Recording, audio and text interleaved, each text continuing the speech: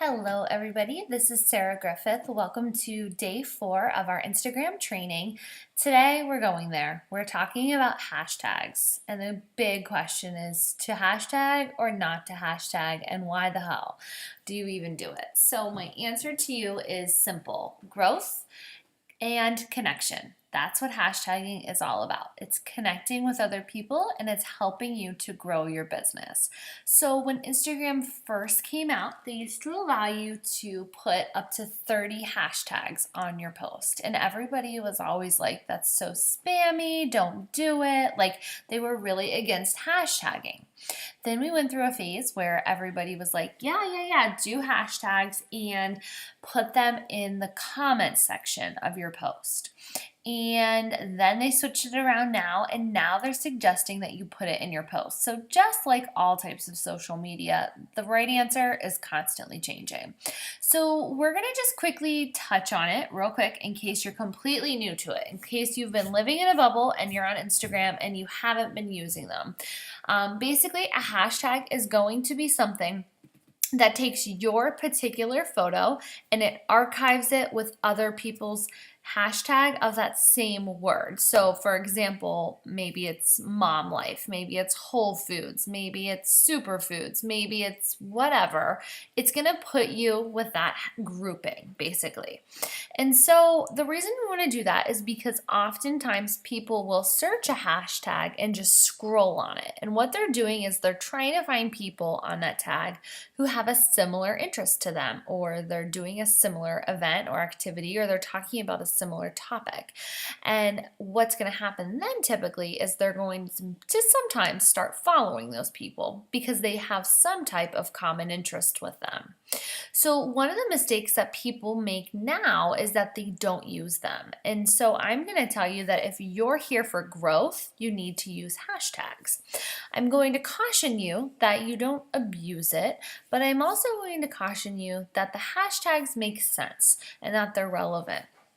So let's just kind of dig into this a little bit, and you'll watch another video from me shortly regarding content and how content is king and whatnot. So that's coming, but I just want to go to the hashtag piece.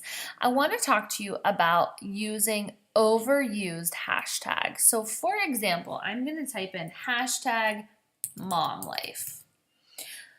No, actually I'm going to type in motherhood. Now, do you see what's starting to happen? As I'm typing in hashtags, it's giving me suggestions of other types of hashtags. I used to use this one a lot. It's gotten way overused, motherhood unplugged. Over a million posts are in that hashtag. Do you know what this means? This means that is going to disappear rather quickly. It means that you're going to post it and it's going to go to that. So we'll just go to it now. Let's go to Motherhood Unplugged. And you're going to probably see, like, this one has typically really cute pictures. But what you're going to see is that these pictures disappear into the feed really quickly because everybody's using this tag. So when you search a hashtag, you're going to see a couple things. You're going to see top posts, which are usually really popular ones. Like this one it's cute. It has over 10,000 likes on it.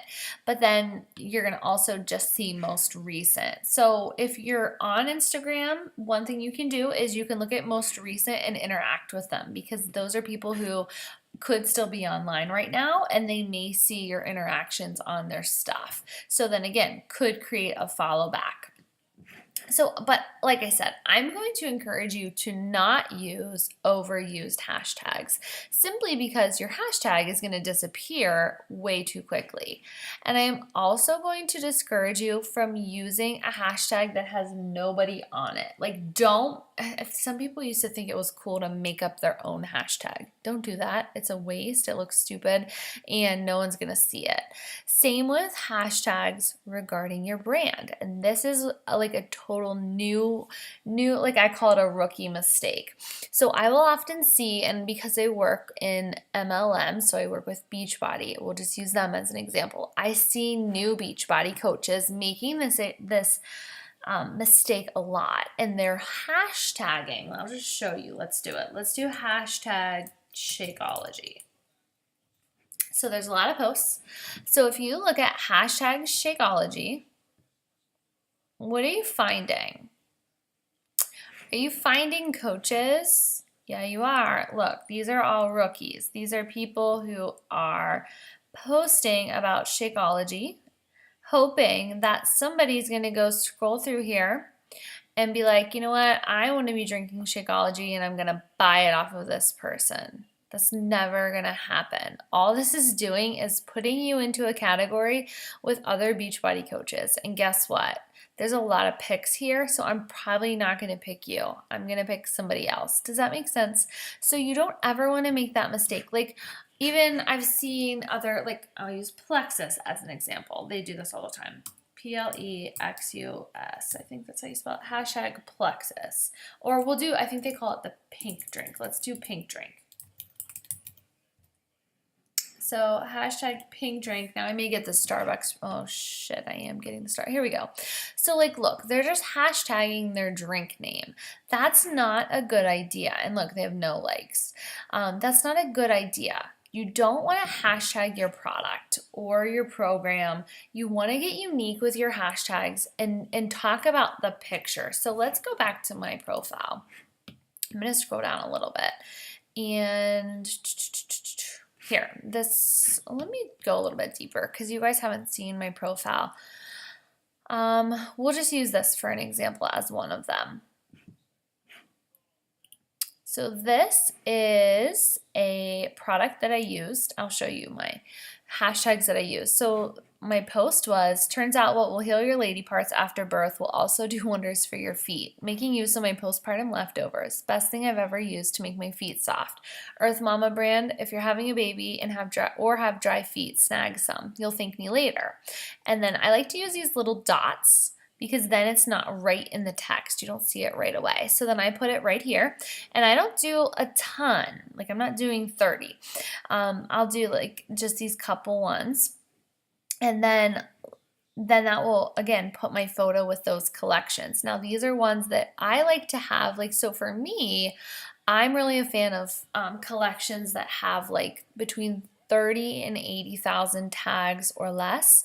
It shows me that there is traffic on those tags, but not so much traffic that you disappear right away.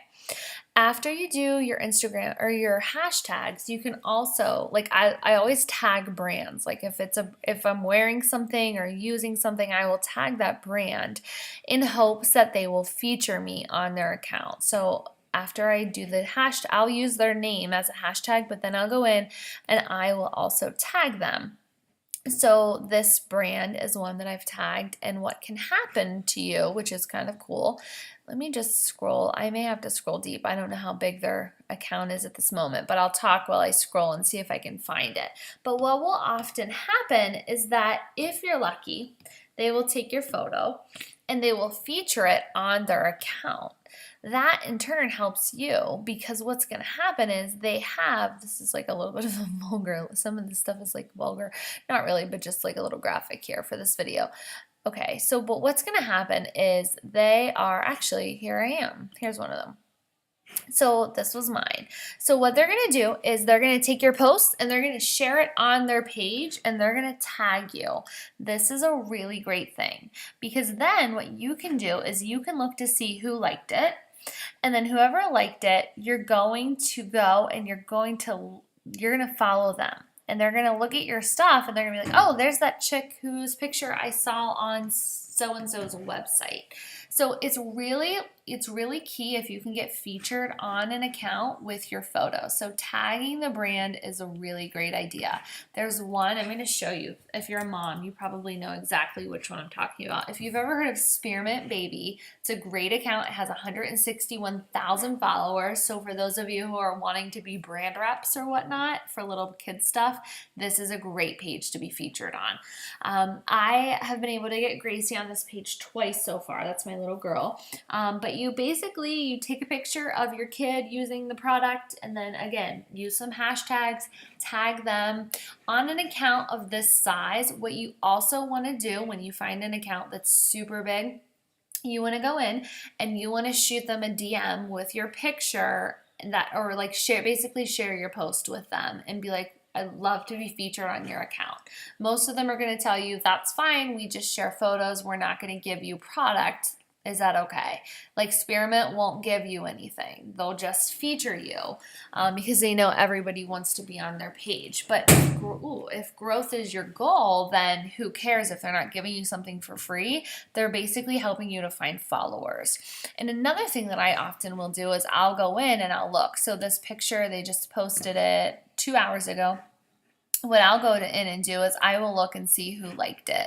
And then from there, I'll just start following those people. I may go in and do my rule that I showed you the other day of commenting and liking on their stuff. But this typically will get me some new followers. Do you all feel me on this? Do you understand the importance of the hashtags? It's just an incredible way to find your tribe and your people. And I can't recommend it enough. I think that it certainly has a place, and there's a science to it. Some of you are going to say, well, I don't really know what hashtags to use. Get smart, guys. Go on Google, like whatever your topic is or whatever you're trying to promote, like search for it. Like if you're trying to promote your lifestyle blog and you're a mom, type in like top 25 motherhood hashtags right now, or most popular hashtags for motherhood, and then go from there and just kind of get to it. So that's my 2 cents on hashtags. One thing that's really important that has changed, I'm going to show you a few of mine. So just today I've been super busy and I haven't used hashtags, and I can tell because my interactions, like my likes and stuff, are low. I don't think the last 2 days, I don't think I've used any hashtags. What I want you to do is I want you guys to create a collection of hashtags that you're going to use all the time. So maybe it's like, and I told you don't use this one, but maybe it's like motherhood unplugged or whatever, but you have your series of hashtags that you plan to use often. Save those to your phone in the notes section, and then just as soon as you make your post, tap in and add those to the bottom of your post right as you post it. Because here's what used to happen. It used to be that you could just make your post. So like here's one of my posts from this morning. Used to be that I could just make this post, and then later today when I had a few minutes, I could just go in, I could edit this post, and I can add hashtags. And then what used to happen was that would take your post and it would pull it to the top of the hashtag most recent. That is no longer the case anymore. What happens is it leaves it exactly where it was in the most recent list. So if you're playing on a busy hashtag, expect it to disappear quickly, and it's not going to help you. So if you guys can get in the habit of, as soon as you put that post out there, make sure it has the hashtags. That's important. Otherwise, it's going to be kind of a waste of time. Like for me, I'm not going back like to this one. I did use some, but if I didn't have one, like right here, I don't have one on this one, I'm not going back and wasting my time. What would I do in this picture? So some of you are thinking, okay, it's just me. I was talking about locking my keys in the car. What are some hashtags I could use? I could use something like mom fail. I could use something like Legos, because I was talking about Legos. I could use Mercedes. My engagement ring or my wedding ring is a Takori ring. I could use Takori. I could put Takori girl. I could just use different hashtags based on the clothes that I'm wearing. I'm wearing a motherhood maternity shirt. I'm wearing a nursing shirt right there. So I could just start hashtagging those things, and I know that they sort of seem irrelevant, but what it's going to do is it's going to bring your people to you. It's going to bring your like-minded people. So that's my 2 cents on using them and not using them. I would love to hear from you guys. If you can do me a favor below, once you watch the video, if you could just share, how are you using hashtags? How's it going for you? Are you putting them in the comment section, or are you putting them in the post? If you're putting them in the comment section, stop doing that. Start putting it into the actual post. It's important. And if you're not already doing so, I would like for you to find a little collection of hashtags that you'd like to start using with all of your posts. And again, you can change it up every once in a while. But it's important that you have some where if people are searching that hashtag often, all of a sudden they're just going to start to see you more and more and more, and they're going to make you more and more curious. They're going to become more and more curious about what you do and your brand. I hope that all of you found this helpful, and I look forward to making the next video for you. See you guys.